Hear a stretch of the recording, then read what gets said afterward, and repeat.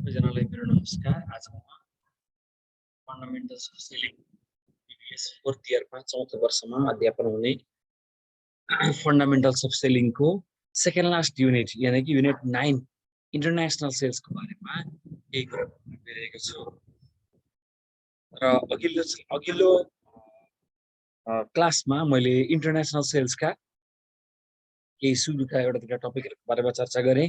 I talked about some topics international sales. So today I'll be covering the rest of the topics of international sales. So first of all, before moving on to the main topic today, let us see. So what items Nepal exports basically, and what items Nepal imports. So what do you mean by international sale? First of all, international sales means selling abroad. It is selling products from one country to another country. It is selling your products across the national boundary. That is called international sales. And you can imagine to sell a product within a nation, within your city is difficult, yes? So if selling a product within a country, within a state, within a city is difficult, imagine how difficult it would be to sell across the national boundary. Of course, there will be so many challenges. There will be opportunities as well. We will deal this topic later on, which are very, very important in this unit. So, BBS unit 9 bada fundamentals of selling unit 9 bada अत्यन्त important topics हरु छ यसमा र प्रश्नकर्तालाई मनपर्ने प्रश्नहरु यो युनिटमा छन्। Last unit second last युनिटबाट एकदमै धेरै क्वेशन्सहरु आजकल सोध्ने चलन देख्न सकिन्छ। सो युनिट 9 चाहिँ अत्यन्त इम्पोर्टेन्ट छ according to the exam point of view. Unit 9 लाई मिस गर्न हुँदैन। हामी हेरौं फर्स्ट अफ अल नेपालले कुन आइटमहरु नेपालमा इम्पोर्ट हुने रहेछ ल हेरौं त। Nepal export and imports decide गरौं देब्रेपट्टि के हो र दाहिनेपट्टि के हो। लेफ्ट ह्यान्ड साइड के हो त ओइल भनेको यो डिजल पेट्रोलियम ग्यास भन्न खोजेको oil, gold, clothes, pharmaceutical products, cement, electronics, food and vehicles. यो के हुन्छ इन्डियाबाट भन्दा पनि अरु कन्ट्रीहरुबाट बेसिकली इन्डियाबाट यो के हुन्छ इम्पोर्ट सम्म छ। यही गोल्ड हामी एक्सपोर्ट पनि गर्छौं लुकेर, त्यही गोल्ड इम्पोर्ट पनि हुन्छ। यो भनेको iron, steel, carpets and textiles, गलैँचा र लुगाहरू, भेजिटेबल्स एन्ड बेभरेजेस भनेको भेनिगरहरू, यस बेभरेजेस मिन्स भेनिगर,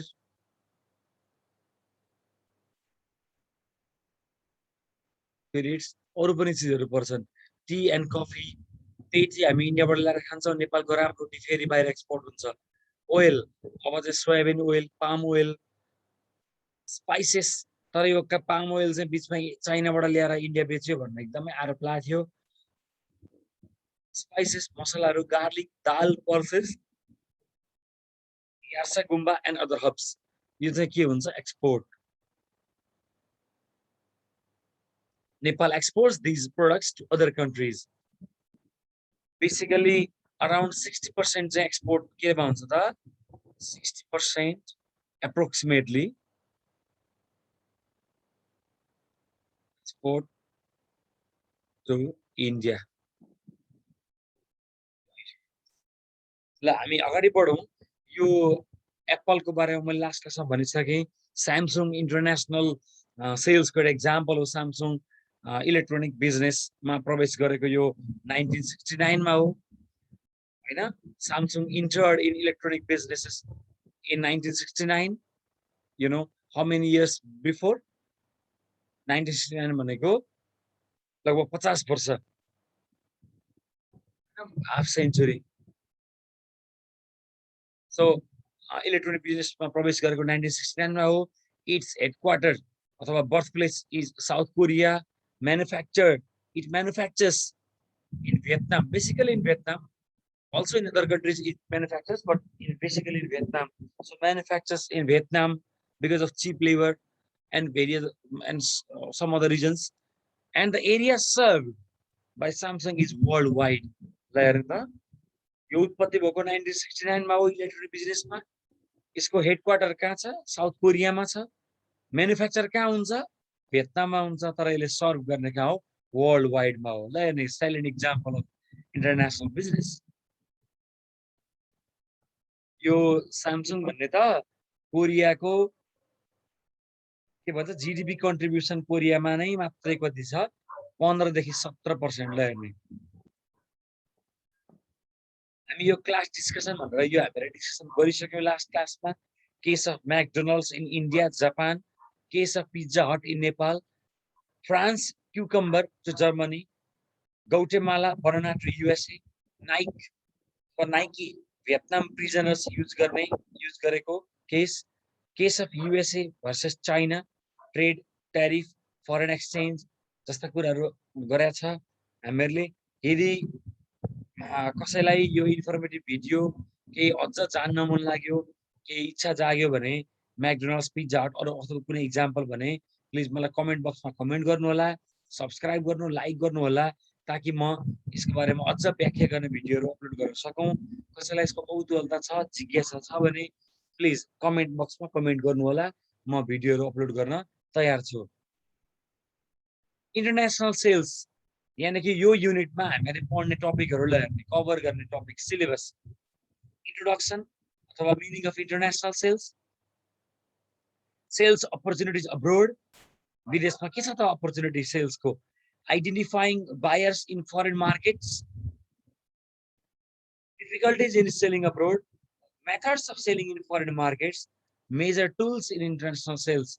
यो चाहिँ टुल्स चाहिँ एकदमै अत्यन्त महत्त्वपूर्ण टपिक हो। मेथड्स पनि इक्जाममा आइरहन्छ। हामीले यो टपिक हेर्दा सजिलो लागे पनि हामीले जान्नुपर्ने कुराहरू धेरै छ। For example sales opportunity abroad भन्छ।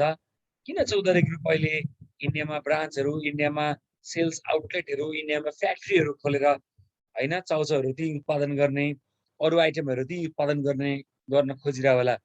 Something there is opportunities. India मात्र होइन, अरू देशमा पनि चौधरी ग्रुप छाइसकेको छ। And what is the reason? हेर्छौँ। So first of all international सेल्सको मिनिङ लास्ट क्लासमा हामीले गरिसकेको छ। फिचर्स अफ इन्टरनेसनल ट्रेड पनि हामीहरूले सायद यसको बारेमा चर्चा गरिसक्यौँ। किन जाने त विदेश भन्दा?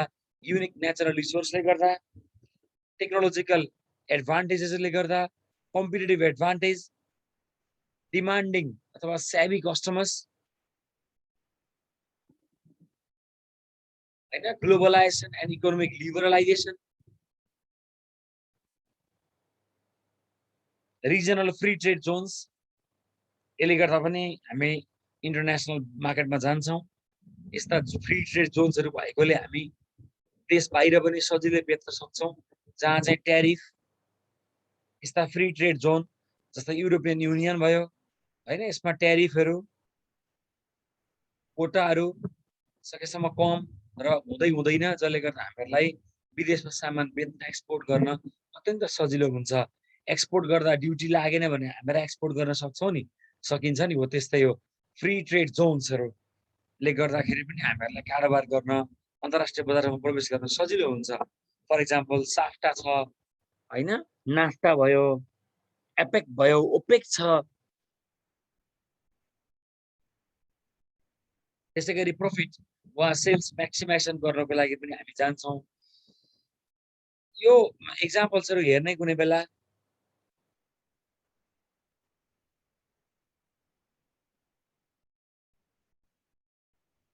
साफ्टामा South Asian free trade area, SAFTA भित्र पर्ने देशहरू यहाँ छन्।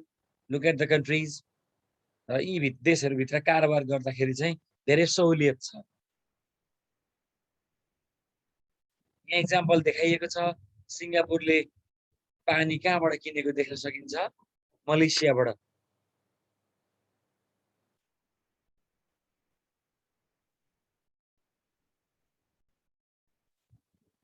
अब आजको हामी मेन टपिकमा जाउँ जहाँ हामी डिस्कस गर्छौँ identifying buyers in the foreign market. विदेशी बजारमा फरेन मार्केटमा कसरी बायर्सहरू आइडेन्टिफाई गर्ने त? How to identify buyers?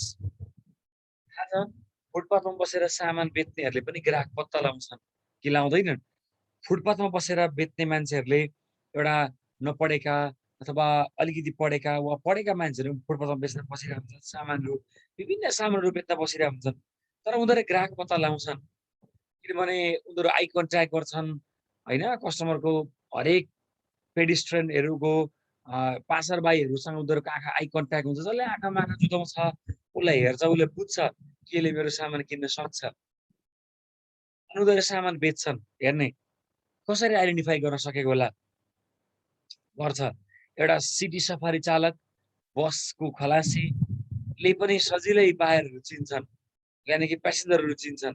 यो चाहिँ हाम्रो गाडीमा चढ्छ भनेर उनीहरू हिम्मत गरेर सामान बोकेर बसमा हाल्छन् नि, ल ल आउनु तपाईँको भारी बोक्छु भनेर। सो त्यही हिसाबमा हामीहरूले अब हामी त अलिकति पढे लेखेका मान्छे भनौँ, हामीले झन् आइडेन्टिफाई गर्नु पर्यो। Identify buyers in the foreign market. कसरी आइडेन्टिफाई गर्ने फरेन मार्केटमा बायर? सबैभन्दा खर्चिलो, अलिकति खर्चिलो र सबैभन्दा रमाइलो, इन्जोय गर्न मिल्ने अनि एडभेन्चरस होइन, अलिकति जोय खालको पनि हुन्छ। Attend international trade shows and exhibitions. ल हेर्ने, यदि हामीहरूले अन्तर्राष्ट्रिय व्यापार मेलाहरू चाइनामा लाग्छ नि, चाइनामा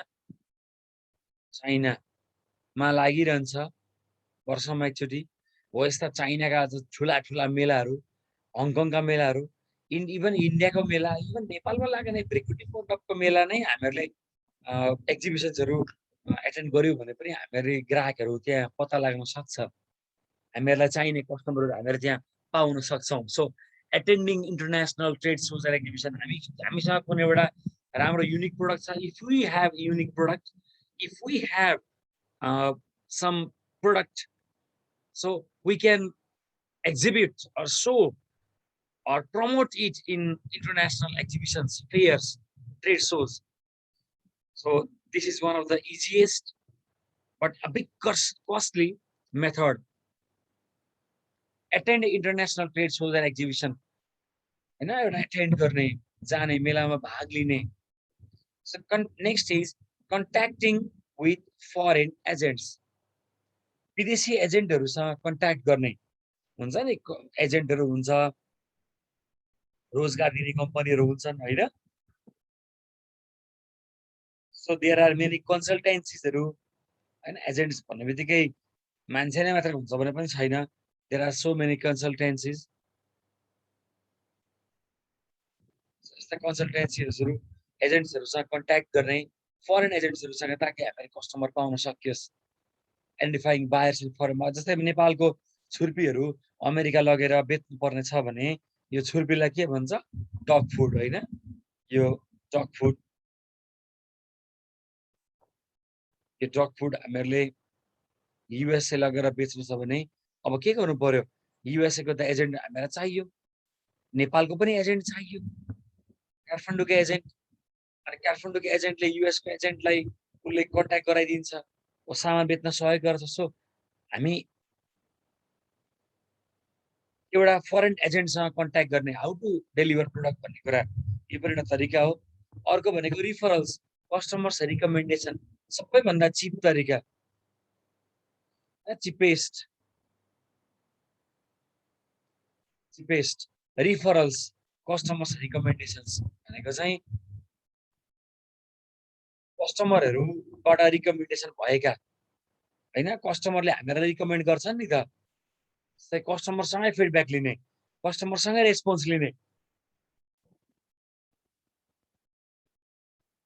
अरू कस्टमरको बारेमा जानकारी, एड्रेस, फोन नम्बर, उनीहरूको नामहरू सोध्ने कस्टमरलाई।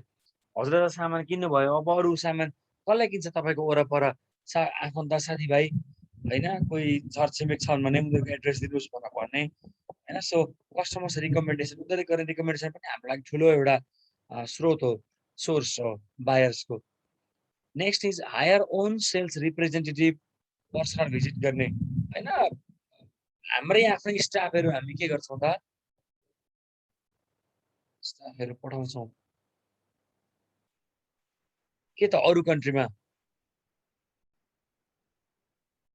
यो पनि एकदमै कस्टली मेथड हो हैन सेल्स रिप्रेजेन्टेटिभ पठाउनु पर्यो उनीहरुलाई टीएडी अलाउन्स दिनु पर्यो टीएडी अलाउन्स डेली अलाउन्स कतिवटा कुराहरु दिनुपर्छ तलब भत्ता स्यालेरी दिनु पर्यो अलि महँगो पनि छ उनीहरु ठाउँ ठाउँमा घुमाउनु पर्यो लजिङ फुडिङ हैन अब्जर्भिङ कम्पिटिटर्स एक्सन बेन्चमार्किङ यो धनी मान्छेहरुले ठूला मान्छेहरुले बोल्ने भाषा हो है सानो मान्छेले चोर्यो भने केही कुरा चोर भन्छ हैन ठूलो मान्छेले केही कुरा त्यही कुरा चोरे अरूको अनुकरण गरे भने चाहिँ यसलाई बेन्चमार्किङ भन्ने चलन छ त्यही हो भद्र तरिकाको चोरी भन्छ नि अब यसलाई चोरी चाहिँ नभनौं आई विल बी रङ तर बेन्चमार्किङ भनेको कुनै राम्रो कम्पनीले राम्रो मान्छेले गरेको बेस्ट प्र्याक्टिसलाई हामीले अनुकरण गर्यौं फलो गर्यौं भने यसलाई भन्छ बेन्चमार्किङ आई एम डुइङ बेन्चमार्किङ भन्छ नि सो अब्जर्भिङ कम्पिटिटर्स एक्सन प्रतिस्पर्धीले के गरे हैन उनीहरुले कसरी ग्राहकहरु पत्ता लगाए त त्यही अनुसार ग्राहक पत्ता लगाउने उनीहरुले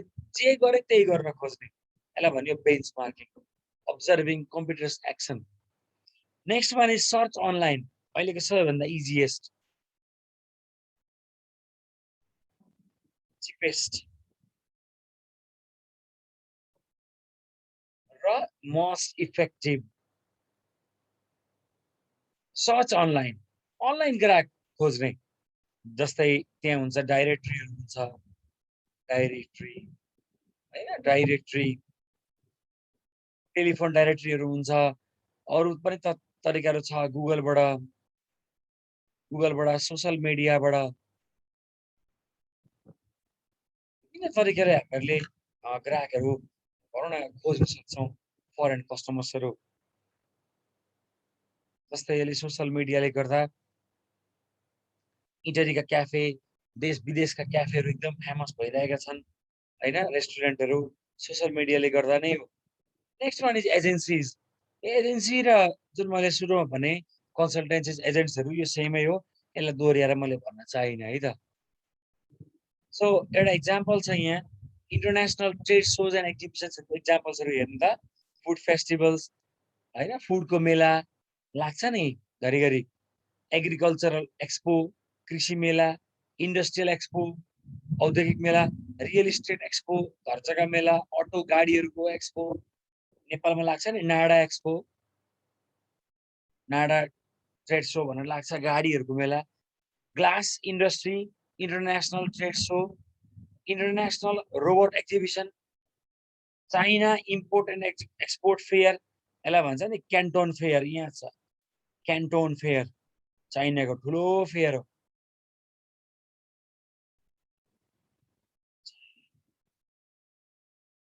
यहाँ जान मन छ एकदमै मलाई एक दिन international apparel and textile fair लुगाहरुको कपडाहरुको China international beauty expo New York shoe expo जुत्ता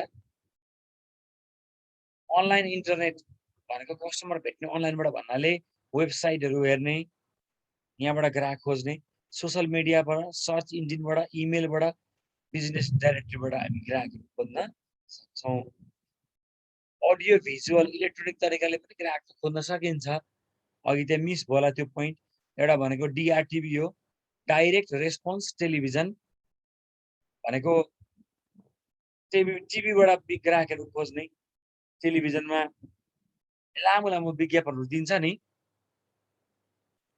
स्काई सप नेपालको भयो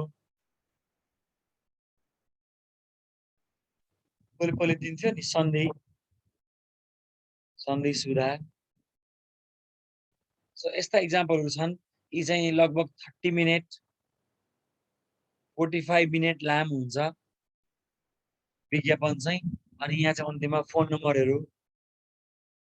नम्बर इमेल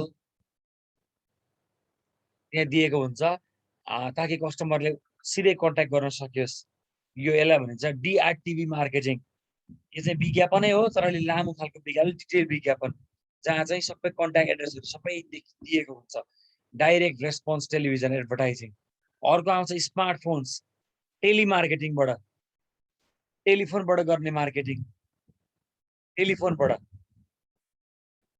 कस्टमरलाई टेलिफोन गर्ने, अननोन कल्सहरू गर्ने होइन, कल्सहरू गर्ने अनि तपाईँलाई के सामान चाहिन्छ भनेर सोध्ने। तर यो पनि कस्टली मेथड नै हो,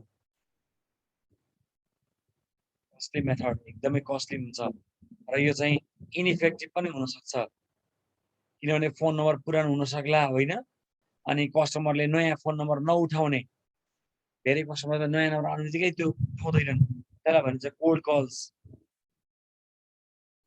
त्यसले गर्दा पनि यो इनइफेक्टिभ हुन्छ र कस्टमरले एउटा राम्रो कुरा के भने रेस्पोन्स चाहिँ इमिडिएट पाइन्छ। सामान किन्छ किन्दैन कस्टमरले, रेस्पोन्स विल रिसिभ इमिडिएटली, राम्रो पक्ष भनेको चाहिँ अलि छिटो पनि हुन्छ, इफेक्टिभ हुनसक्छ यो त्यस हिसाबमा चाहिँ रेस्पोन्सको हिसाबमा। पर्सनल भिजिट अलिक खर्चिलो, मैले भनिसकेँ एकदमै खर्चिलो हुन्छ यो। रिकमेन्डेसन, ग्राहकको रिकमेन्डेसन लिने, ग्राहकहरूबाट लिने एकदमै राम्रो हुन्छ यो चाहिँ है। पछि हामी त्यो ग्राहकले रिकमेन्ड गरेको कस्टमरसँग गइसकेपछि के हुन्छ, हामी नाम लिन पाउँछौँ नि त, फलानु कस्टमरले तपाईँलाई भनेर म आएको भन्दा ऊ सामान किन्न सक्छ होइन। एउटा ग्राहकले अर्कोलाई भनिदिन्छ, अर्कोलाई हुँदा हुँदा हामी हेरौँ त कतिवटा हामीहरू एउटा ट्री नै बनाउन सक्छौँ। ट्री यो चाहिँ इन्सुरेन्स कम्पनीहरूले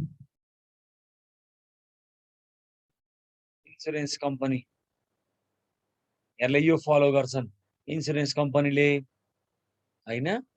सो नेक्स्ट वान इज के भन्छ नि यो के मार्केटिङ के भन्छ यसलाई, यो नेपालमा चाहिँ अलि वैधानिकता पाइसकेको छैन, धेरै ठगी गरेर भाग्ने चलन छ होइन। यसलाई रिफरल मार्केटिङ पनि भन्छ नि, रिफरल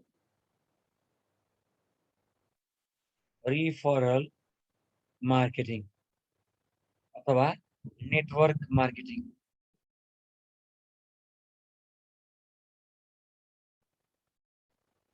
एजेन्सिजहरू जस्तै त्यहाँ एजेन्सीहरू के भयो त, trade and export promotion centre, department of small and cottage industries, FNCCI, Nepal chamber of commerce, यस्ता एजेन्सीहरूले पनि हामी यहाँबाट पनि ग्राहकहरू खोज्न सक्छौँ।